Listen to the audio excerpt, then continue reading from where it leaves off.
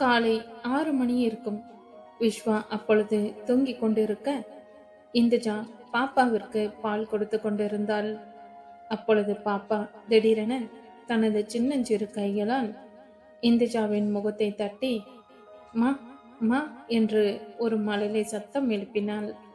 இந்துஜாவிற்கு உடல் சிலிர்த்தது. அவள் கையில் இருந்த பாப்பா ஒரு நிமிடம் அப்படியே பார்த்து உறைந்து போனாள். இந்துஜா ஆனந்த கண்ணீருடன் பாப்பாவை கட்டி கொண்டு அழுதாள். அவளது பல மாத கால பயம் அந்த ஒரு நொடியில் காணாமல் போனது. பாப்பா முதலில் மா என்று மழலை சத்தம் எழுப்பியதை கேட்டதும் இந்துஜாவின் உலகம் ஒரு நிமிடம் அப்படியே நின்று போனது. தன் மகள் தன்னை போல ஊமையாகி விடுவாளோ என்று அவள் சுமந்து வந்த மகாபாரம் அந்த ஒரு நொடியில் பஞ்சாக பறந்தது. அவள் ஓடிச் சென்று விஸ்வாவை எழுப்பி சைகையிலேயே கத்தி தீர்த்தாள். விஸ்வா அவளை அப்படியே அள்ளி அணைத்து கொண்டான். இந்து, நான் அப்பவே சொன்னல, இது மரபணு பிரச்சனை இல்லைன்னு. பாப்பா நல்லா இருக்காடா. இனிமையாவது நிம்மதியா தூங்குவியா? ஒரு டாக்டரா நான் சொன்னதை விட ஒரு அம்மாவா இன்னைக்கு உனக்கு தெளிவு கிடைச்சிருச்சு. இந்துஜா விஸ்வாவின் மார்பில் சாய்ந்து தேம்பி தேம்பி அழுதாள். அது சோக கண்ணீர் இல்லை, பல மாத கால தவிப்பின் விடுதலை. அடுத்த அறையில் ஐஸ்கிரீம் சாப்பிட்டு முடித்த அஸ்வினி அருணின் தோளில் சாய்ந்து கொண்டு குறும்பாக சிரித்தாள். பாவம் அம்மா, நீங்க எனக்காக இந்த நடுராத்திரில ஐஸ்கிரீம் தேடி அலைஞ்சிட்டீங்க. இப்ப பாருங்க, உங்க பசங்க உள்ள ஜாலியா டான்ஸ் ஆடுறாங்க. அருண் மெல்ல அவளது கையை பற்றி கொண்டு அவளது நெய்ட்டியின் மேலே வயிற்றை தடவி பார்த்தான். அங்கே ஒரு பலமான அசைவை அவன் உணர்ந்தான். அப்பாடா, இவனுங்க இப்பவே இவ்வளோ சுட்டியா இருக்காங்களே. அஸ்வினி, இன்னைக்கு நைட்டு நீ ரொம்ப ஹாட்டா தெரியற. உன்னை இப்படி பார்க்கும்போது எனக்குள்ள ஏதோ பண்ணுதுடா. அருண் அவளது காதோரம் கிசுகிசுக்க அஸ்வினியின் முகம் சிவந்தது. அவன் அவளை தன் வசமாக்கி அவளது இதழ்களில் ஆழமான முத்தங்களை பதித்தான். கர்ப்ப காலத்தில் அந்த சிலிர்ப்பு அவளது மேனியில் படர அருண் அவளை மீண்டும் முழுமையாக நனைய வைத்தான். விஸ்வா வீட்டின் மேல் மாடியில் நிலவொளியில் பரத்தும் அபர்ணாவும் அமர்ந்திருந்தனர். பரத் ஒரு மெல்லிய பாடலை முணுமுணுத்து கொண்டே அபர்ணாவின் தலைமுடியை கோதினான். அபர்ணா, விஸ்வா பாப்பாவோட சத்தம் கேட்டதும் எனக்கு அப்படியே மனசு செலுத்துருச்சு. நம்ம வாரிசும் இதே மாதிரி ஒரு நாள் சத்தம் போட போகுது. மாமா, நீங்க இருக்கிறதே எனக்கு பெரிய சந்தோஷம். இந்த வளக்காப்பு, உங்களோட இந்த அன்பு, இதுவே எனக்கு போதும். ஆனா அஸ்வினிக்கு டென்ஸுங்கிறதுனால அவ ரொம்ப பயப்படுறா. அவளை நீங்க தான் தேத்தணும். பரத் அவளது நெற்றியில் முத்தமிட்டு, நான் பார்த்துக்கிறேன், நீ உன் உடம்ப பார்த்துக்க கண்ணம்மா என்று அவளை அணைத்து கொண்டு மெல்ல அறைக்குள் அழைத்து சென்றான். மறுநாள் காலை ஹாலில் அனைவரும் கூடினர். இந்துஜாவின் பயம் நீங்கிய சந்தோஷத்தில் விஸ்வா ஒரு அறிவிப்பு செய்தான். அப்பா, மாமா, வர ஞாயிற்றுக்கிழமை பாப்பாவுக்கு பெயர் சூட்டு விழா வச்சுக்கலாம். அப்பவே அவளுக்கு காது குத்துறதுக்கான நாளையும் குறிச்சிடலாம். என்ன பரத், நீ என்ன சொல்ற? கண்டிப்பாடா. இந்துவோட சந்தோஷத்துக்காக இதை நாம பெருசா கொண்டாடணும். அஸ்வினி, நீ தான் இந்துவுக்கு பிடிச்ச மாதிரி எல்லாத்தையும் டிசைன் பண்ணணும், சரியா? கண்டிப்பா மாமா, நான் இப்பவே பிளான் பண்ண ஆரம்பிச்சுக்கிறேன். பெரியவர்கள் எல்லோரும் மகன்களின் பேச்சை ஒரு மனதாக சம்மதித்தனர்.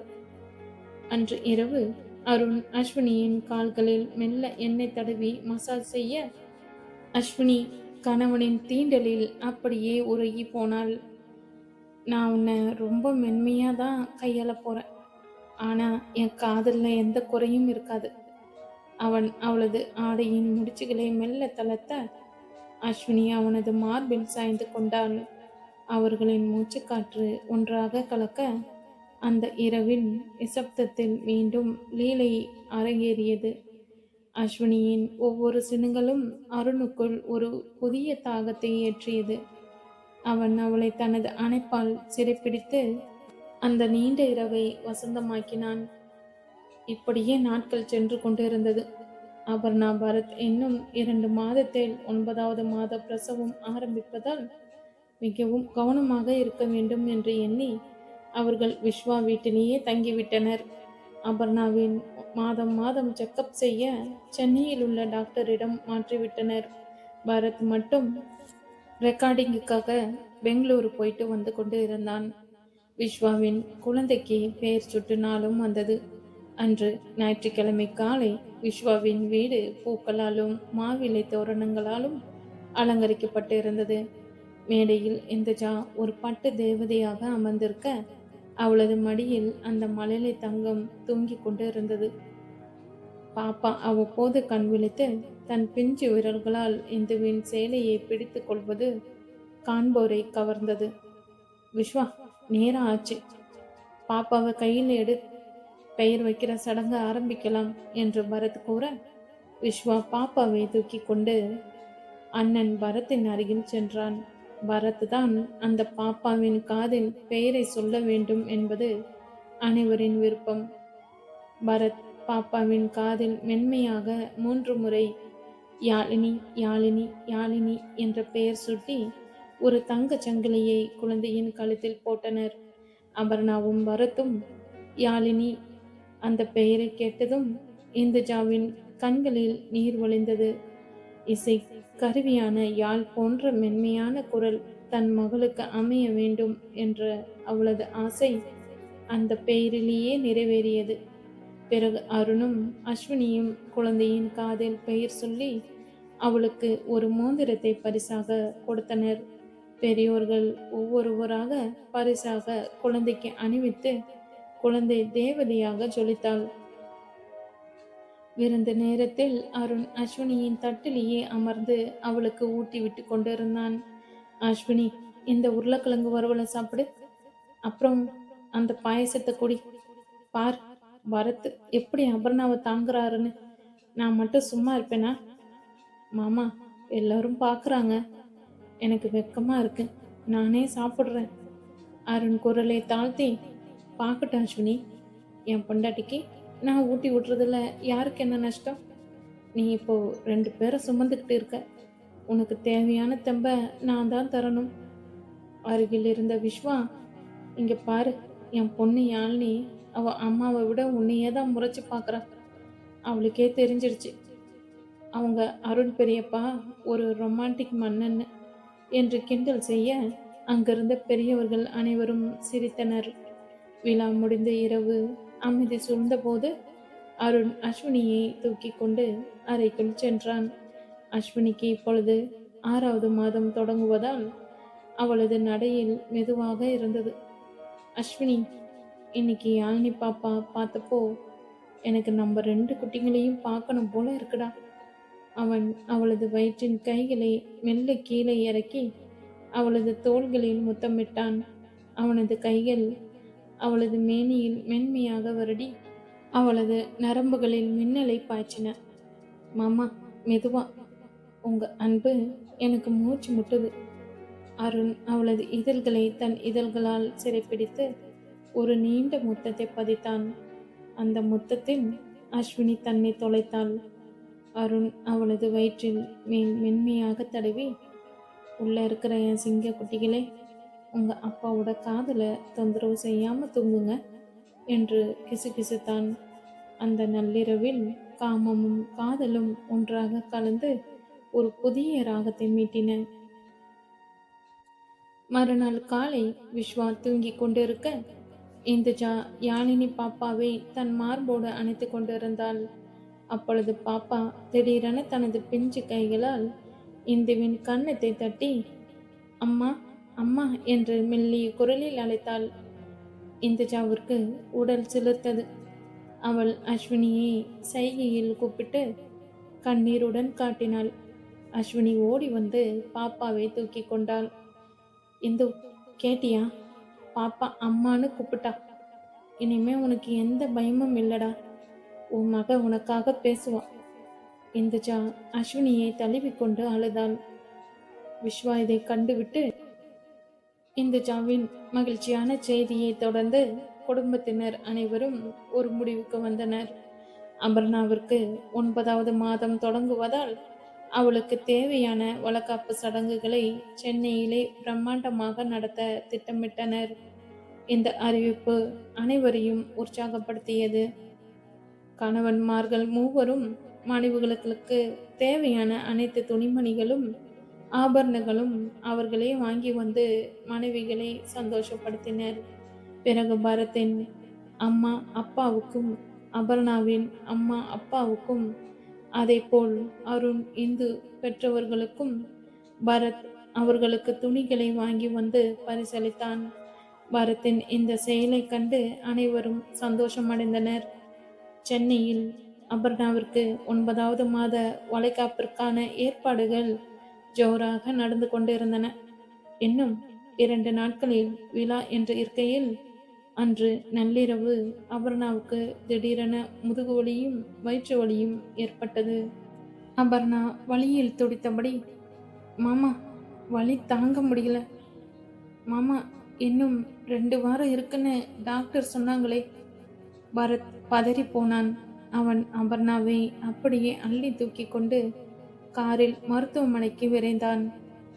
விஸ்வாவும் அருணும் பின்னாடியே ஓடி வந்தனர். மருத்துவமனையில் பரிசோதித்த டாக்டர், பரத் பனி கூட உடைஞ்சிடுச்சு, வளகாப்பு வரைக்கும் காக்க முடியாது, இப்பவே ஆபரேஷன் பண்ணணும் என்று சொன்னதும் பரத் அப்படியே உடைந்து போனான். சுமார் 1 மணி நேர போராட்டத்திற்கு பிறகு லேபர் வார்டிலிருந்து ஒரு மெல்லிய அழுகுரல் கேட்டது. பரத் வாசலிலேயே அமர்ந்து கடவுளை வேண்டிக் கொண்டிருந்தான். செவிலியர் வெளியே வந்து, வாழ்த்துக்கள், ஒரு அழகான ஆண் குழந்தை பிறந்திருக்கு, அம்மாவும் குழந்தையும் நலம் என்று சொன்னதும் பரத் ஓடிச் சென்று விஸ்வாவை கட்டிக்கொண்டான். விஸ்வா, என் வாரிசு வந்துட்டான்டா, அபர்ணா நல்லா இருக்கால. அபர்ணா மயக்கம் தெளிந்ததும் பாப்பாவை பரத்தின் கையில் கொடுத்தனர். தன் மகனை முதலில் ஏந்திய போது பரத் அழுத அழுகையில் அவனது இத்தனை கால தவிப்பும் கரைந்து போனது. கண்ணம்மா, நீ எனக்கு பெரிய பொக்கிஷத்தை கொடுத்திருக்க என்று அபர்ணாவின் நெற்றியில் முத்தமிட்டான். அபர்ணாவுக்கு எதிர்பாராமல் வழி வந்ததையும் அவள் துடித்ததையும் நேரில் பார்த்த அஸ்வினிக்கு நடுக்கம் எடுத்துக்கொண்டது. தனக்குள் 2 உயிர்கள் இருக்கின்றன, தனக்கும் இப்படித்தான் வலிக்குமா என்ற பயம் அவளை ஆட்கொண்டது. அறைக்குள் அமர்ந்து அழுது கொண்டிருந்த அஸ்வினியின் அருகில் அருண் வந்தான். அஸ்வினி, எதுக்குடா அலற? அக்காவுக்கு பாப்பா பிறந்துடுச்சு, சந்தோஷப்படாம இப்படி பயப்படுறியே? மாமா, அக்காவே அவ்வளவு துடிச்சாங்க, எனக்குள்ள 2 பேர் இருக்காங்களே, என்னால அந்த வலியை தாங்க முடியுமா? எனக்கு பயமா இருக்கு மாமா. அருண் அவளை மெல்ல தன் மார்போடு அணைத்து கொண்டான். அவளது நடுங்கும் கைகளை பற்றி கொண்டு இதமாக பேசினான். இங்க பாரு அஸ்வினி, நீ ஒன்றும் சாதாரண பொண்ணு இல்லை, 2 சிங்க குட்டிகளை சுமக்கிற வீரமான அம்மா நீ. உனக்கு ஒரு சின்ன வலி வந்தா கூட தாங்கிக்க உன் புருஷன் நான் உன் கூடவே இருப்பேன். உன்னை ஒரு பூ மாதிரி நான் பார்த்துப்பேன். உனக்கு நான் இருக்கேன்டா, பயத்தை விடு. நம்ம பாப்பாக்க உன்னோட தைரியத்தை பார்த்து சிரிக்க போறாங்க. அருண் அவளது பயத்தை போக்க அவளது நெற்றியில் ஒரு நீண்ட முத்தமிட்டு அவளது வயிற்றை வருடினான். அருணின் அந்த பாதுகாப்பு அவளுக்கு பெரிய தெம்பை தந்தது. இப்பொழுது இந்துஜா பழைய இந்துஜா இல்லை. அவளுக்குள் இருந்த அந்த ஊனம் பற்றிய தாழ்வு மனப்பான்மை முழுவதுமாக மறைந்தது. தன் மகள் அம்மா என்று கூப்பிட்ட பிறகு அவளது முகம் எப்பொழுதும் மலர்ச்சியாக இருந்தது. யாழினி பாப்பாவிற்கு பால் புகுட்டி விட்டு அவளை தூக்கி தோளில் போட்டுக்கொண்டு அஸ்வினியின் அறைக்கு வந்தாள். இந்துஜா சையில் மிக தெளிவாக, பயப்படாதீங்க, பாருங்க, நானும் தான் பாப்பாவை பெத்தேன், இப்போ எவ்வளோ சந்தோஷமா இருக்கேன், உங்களுக்கு நான் துணையா இருப்பேன், அருண் அண்ணன் உங்களை ஒரு நிமிஷம் கூட விட மாட்டாரு. இந்துஜா இப்பொழுது வீட்டின் வேலைகளை முன்னின்று கவனித்து கொண்டாள். விஸ்வா அவளது மாற்றத்தை கண்டு வியந்து போனான். இந்து, நீ இப்போ நிஜமாவே ஒரு சூப்பர் மாம் ஆயிட்ட என்று அவளை கொஞ்சினான். பரத் அபர்ணாவிற்கு ஆண் குழந்தை பிறந்த செய்தியை கேட்டு சண்முகம் மாமாவும் மங்களமத்தையும் இனிப்புகளுடன் மருத்துவமனைக்கு வந்தனர். பரத் தம்பி, என் பேரனை பார்க்கணுமே. மங்களம், பாரு, அருண் தம்பிக்கு 2 பேர் வந்தா இந்த வீடே திருவிழா மாதிரி இருக்கும். அப்பொழுது அருண், அம்மா, ஆமாங்க, அடுத்தது அஸ்வினிக்கு தான். அவளை நான் இப்போ கண்ணில் விளக்கண்ணியை ஊற்றி பார்த்துப்பேன். அருண், நீ ஆஃபீஸ் வேலையை தூக்கி போட்டுட்டு பொண்டாட்டி பக்கத்திலேயே இரு, புரியுதா? அனைவரும் சிரித்தனர். அந்த மருத்துவமனை அறையே ஒரு பாச கூடாரமாக மாறியிருந்தது. அன்று இரவு மருத்துவமனையிலிருந்து வீடு திரும்பியதும் அருண் அஸ்வினியை விடவே இல்லை. அவளது பயத்தை தணிப்பதாக சொல்லி அவளை அணு அணுவாக ரசித்தான். அஸ்வினி, பயம் போயிடுச்சா? இல்லை உன் மாமா இன்னும் கொஞ்சம் லவ் பண்ணணுமா? மாமா, நீங்கள் இருக்கும்போது எனக்கு பயமே இல்லை மாமா. ஆனால் நீங்கள் பண்ணுறது. அவள் பேசுவதற்கு முன்பே அருண் அவளது இதழ்களை தன் இதழ்களால் அழுத்தி அவளது பேச்சை நிறுத்தினான். பேசாத அஸ்வினி, உன் புருஷன் மேலே உனக்கு எவ்வளவு நம்பிக்கை இருக்குன்னு எனக்கு காட்டு. அந்த நள்ளிரவில் அருணின் பாசம் அஸ்வினியின் பயத்தை முழுமையாக விரட்டியடித்தது. அவனது அணைப்பில் அஸ்வினி தன்னை தொலைத்து ஒரு தாயாக மாறப்போகும் அந்த உன்னத தருணத்திற்காக காத்திருந்தாள். சென்னையில் அருணின் இல்லம் தேவாலயத்தைப் போல ஜொலித்தது. அஸ்வினிக்கு 2 குழந்தைகள் என்பதால் அருண் எதிலுமே குறை வைக்கவில்லை. ஊரே வியக்கும் வண்ணம் பிரம்மாண்டமான பந்தல், இசை கச்சேரி என திருவிழாவாக நடந்தது. அஸ்வினிக்கு அடுக்கு வலைகளுடன் தன் கணவனின் கரங்களை பிடித்து கொண்டு மேடையில் ஒரு பேரழகியாக வீற்றிருந்தாள். குடும்பத்தினர் அனைவரும் அவளை வாழ்த்தி மகிழ்ந்தனர். யாழினி பாப்பா பிறந்த பிறகு விஸ்வாவும் இந்துஜாவும் ஒருவருக்கு ஒருவர் இன்னும் நெருக்கமானார்கள். அன்று இரவு விஸ்வா தன் அறையில் பாப்பாவை தொட்டிலில் இட்டுவிட்டு ஜன்னலோரம் அமர்ந்திருந்த இந்துஜாவை தழுவிக்கொண்டான். இந்து, பாப்பா வந்ததுக்கு அப்புறம் நீ இன்னும் அழகா ஆயிட்டடா. உன்னை பார்க்கும்போது எனக்குள்ள பழைய காதல் அப்படியே புதுசா துளிர் விடுது. விஸ்வா அவளது கழுத்தோறும் மெல்ல முத்தமிட இந்துஜா தன் மௌனமான காதலை தன் விழிகளாலும் மென்மையான தீண்டல்களாலும் அவனுக்கு பதில் சொன்னாள். ஒரு மருத்துவராக தன் மனைவியின் ஆரோக்கியத்தை அறிந்திருந்த விஸ்வா அவளை ஒரு மலரை போல கையாண்டு அந்த இரவை காதலால் நினைத்தான். பரத் தன் மகன் ஆரியனை தூங்க வைத்துவிட்டு அபர்ணாவின் அருகில் அமர்ந்தான். கண்ணம்மா, விஸ்வா பாப்பா வந்தப்போ ஒரு சந்தோஷம். ஆனா இப்போ நம்ம வாரிச என் மடியில பார்க்கும்போது தான் இந்த உலகத்திலே பெரிய பணக்காரன்னு தோணுது. தேங்க்ஸ் அபர்ணா. அவன் அவளது நெற்றியில் முத்தமிட்டு அவளது கைகளை தன் மார்போடு அணைத்து கொண்டான். பிரசவத்திற்கு பிறகு அபர்ணாவின் மேனியில் இருந்த அந்த தாய்மை பொலிவை பரத் அணு அணுவாக ரசித்தான். அந்த இரவு அவர்களின் மென்மையான முத்தங்களிலும் அரவணைப்புகளிலும் விடிந்தது. மறுநாள் காலை அஸ்வினிக்கு 8வது மாத வழக்கமான செக்கப்பிற்காக அருண் அவளை மருத்துவமனைக்கு அழைத்துச் சென்றான். ஸ்கேன் முடிந்து அஸ்வினியை வெளியே அமர வைத்த டாக்டர் அருணை மட்டும் தனியாக உள்ளே அழைத்தார். மிஸ்டர் அருண், நான் சொல்றத கொஞ்சம் தைரியமா கேளுங்க. அஸ்வினிக்கு டியூன்ஸில் ஒரு குழந்தை ரொம்ப ஆரோக்கியமா இருக்கு. ஆனா அந்த இன்னொரு குழந்தையோட வளர்ச்சி சரியில்லை. இதயம் ரொம்ப பலவீனமா இருக்கு. டெலிவரி டைம்ல அது உயிர் பிழைக்கிறது சந்தோஷம்தான், ஆனா அது ரொம்ப கஷ்டம்னு நினைக்கிறேன். அருணின் கையில் இருந்த ஃபோன் கீழே விழுந்தது. ப்ளீஸ், இப்போதைக்கு இந்த விஷயத்த அஸ்வினி கிட்ட சொல்லாதீங்க. அவங்க மனசு உடைஞ்சு போனால் ஆரோக்கியமாக இருக்கிற இன்னொரு குழந்தைக்கும் ஆபத்து வந்துடும். குடும்பத்திலையும் யாரிடமும் சொல்லாம அவங்கள ரொம்ப ஹாப்பியாக வச்சுக்க பாருங்க. மருத்துவமனையிலிருந்து திரும்பும் வழியில் அஸ்வினி சிரித்துக்கொண்டே ஏதேதோ பேசினாள். ஆனால் அருணின் காதுகளில் அவளது குரல் கேட்கவே இல்லை. டாக்டரின் வார்த்தைகள் தான் இடியாக ஒலித்து கொண்டிருந்தன. அன்று இரவு அஸ்வினி ஆழ்ந்த உறக்கத்தில் இருந்தாள். அருண் மெல்ல எழுந்து பால்கனிக்கு சென்றான். நள்ளிரவு வானத்தை பார்த்தபடி அவன் கதறி அழுதான். சத்தம் வெளியே கேட்டால் அஸ்வினி எழுந்து விடுவாள் என்பதால் தன் வாயை தன் கைகளாலேயே பொத்திக் கொண்டு விம்மினான். அருண் தனக்குள், கடவுளே, நான் என்ன பாவம் பண்ணேன்? ஆமா, நான் பண்ண தப்பு தான் இது. ஆரம்பத்துல அபர்ணாவை நான் காதலிச்சப்போ அவளை ரொம்ப கஷ்டப்படுத்தினேன்.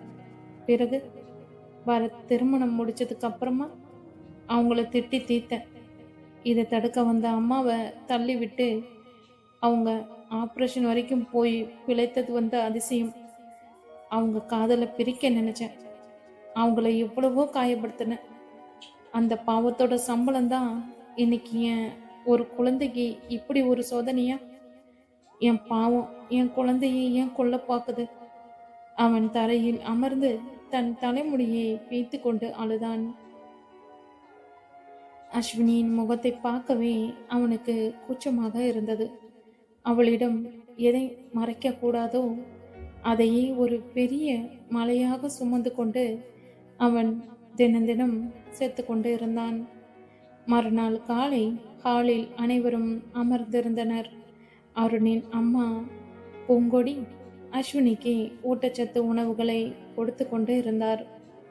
அருண், ஏண்டா முகமே சரியில்லை? 2 வாரிசு வரப்போகுதுன்னு சந்தோஷப்படாம இப்படி உம்முன்னு இருக்கியே? அருண் கஷ்டப்பட்டு சிரித்தான். அதெல்லாம் ஒண்ணுமில்லம்மா, ஆபீஸ் டென்ஷன் தான் என்று சொல்லிவிட்டு மாடிக்கு ஓடினான். அஸ்வினிக்கு தெரியாமல் அவளது பழைய புகைப்படங்களையே பார்த்து அழுவதும், பிறகு அவள் முன்னால் வரும்போது ஒரு நடிகனைப் போல சிரிப்பதுமாக அருணின் வாழ்க்கை ஒரு போராட்டமாக மாறியது.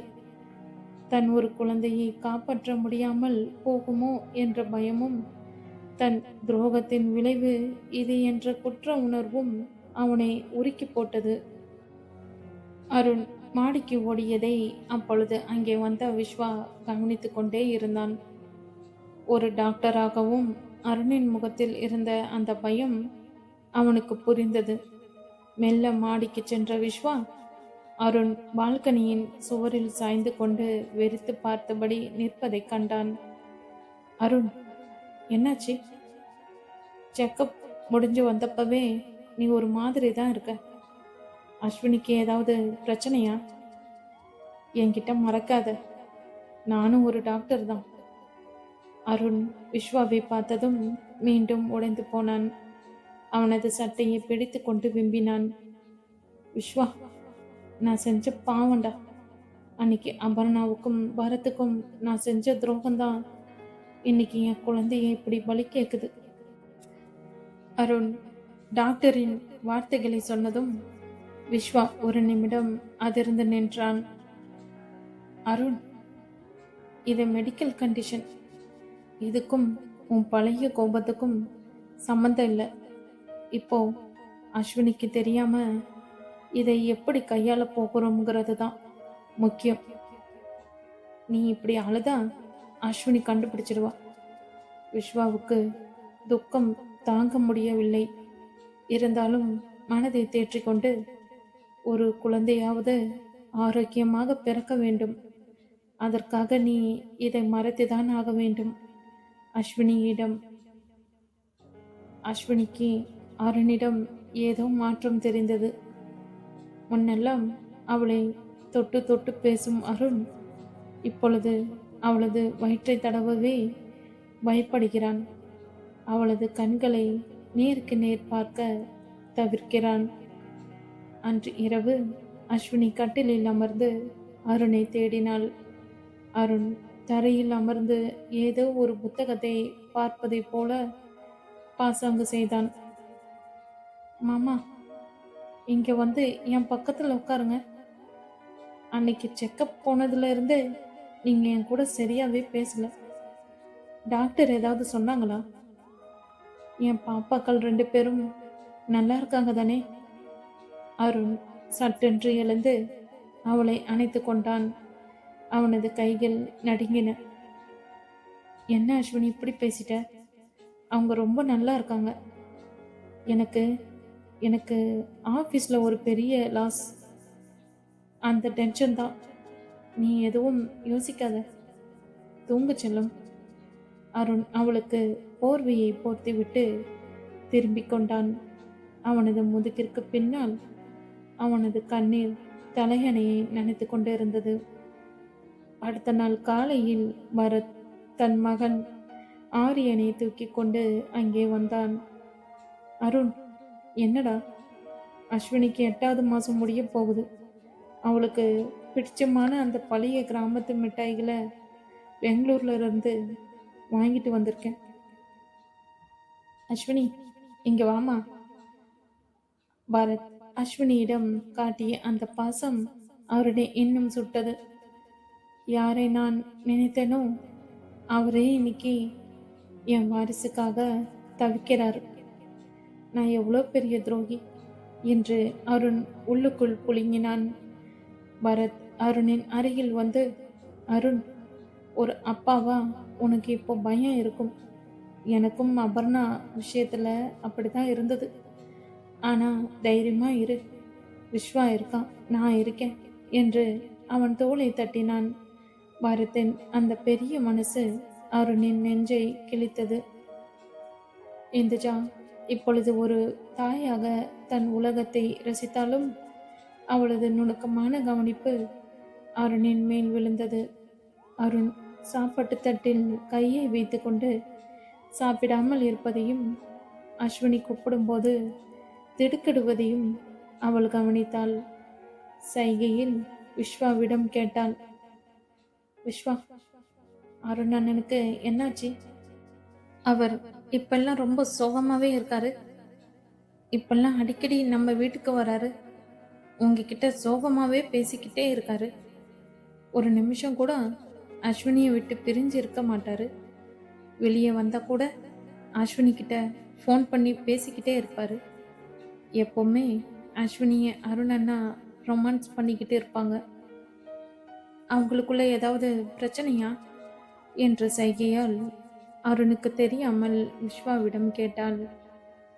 நீங்களும் அருணும் ஏதோ பேசிக்கொண்டே இருக்கீங்க. நாங்க கிட்ட வந்தா சாதாரணமா பேசுறீங்க, ஏதோ மறைக்கிறீங்க. விஸ்வா அவளை சமாதானம் படுத்தினான். இந்து, அது ஒண்ணுமில்ல. அஸ்வினிக்கு ட்வின்ஸுங்கிறதுனால அருணுக்கு ஒரு சின்ன பயம். நீ அதை பத்தி அஸ்வினி கிட்ட எதுவும் கேட்டுடாத, சரியா? அன்று நள்ளிரவு 2 மணி. அஸ்வினி ஆழ்ந்த உறக்கத்தில் இருக்க அருண் மெல்ல எழுந்து வீட்டு பூஜை அறைக்கு சென்றான். அங்கே இருந்த தெய்வ சிலைகளுக்கு முன்னால் மண்டியிட்டு அமர்ந்தான். அருண் குமுறலுடன், கடவுளே, என் உயிரை எடுத்துக்கோ. வேணும்னா என் கையை காலை ஊனமாக்கிடு. ஆனா அந்த பிஞ்சு உயிரை காப்பாத்து. அஸ்வினிக்கு அந்த சின்ன உயிர் இல்லைன்னு தெரிஞ்சா அவ தாங்க மாட்டா. என் பிள்ளைய விட்டுடு ப்ளீஸ். அவன் அங்கேயே அப்படியே தரையில் படுத்துக்கொண்டு கதறினான். காலை 7 மணி. அஸ்வினி எழுந்து பார்த்தபோது அருண் அறையில் இல்லை. அவள் மெல்ல எழுந்து ஹாலுக்கு வந்தாள். அங்கே அருண் சோஃபாவில் அமர்ந்து விஸ்வாவிடம் ஏதோ தீவிரமாக பேசிக்கொண்டிருந்தான். விஸ்வா, என்ன பேசுறீங்க? எதுக்கு அருண் மாமா ஏன் இப்படி இருக்காரு? இருவரும் சட்டென்று பேச்சை நிறுத்தினர். அருண் வேகமாக தன் கண்களை துடைத்து கொண்டு, ஒண்ணுமில்ல அஸ்வினி, சும்மாதான். நீ ஏன் இப்போ எழுந்த? போய் ரெஸ்ட் எடு என்று பதற்றத்துடன் அவளை தள்ளிக்கொண்டு அறைக்கு சென்றான். அஸ்வினியின் மனதில் முதல் முறையாக ஒரு சந்தேகம் முளைத்தது. ஏதோ ஒன்று தப்பாக நடக்குது. அது என் பாப்பாக்களை பற்றினது தான்.